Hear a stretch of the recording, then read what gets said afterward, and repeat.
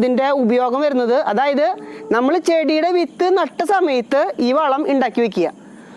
നട്ട സമയത്ത് ഇത് ഉണ്ടാക്കി വെച്ചാൽ പൂടുന്ന സമയത്തേക്ക് നമുക്ക് സ്പ്രേ ചെയ്യാൻ കിട്ടും. അതാണ് അതിൻ്റെ ശരിക്കുള്ള ഒരു രീതി എന്ന് പറഞ്ഞു കഴിഞ്ഞാൽ. അപ്പോൾ നമ്മൾ മാറ്റി വെച്ചു.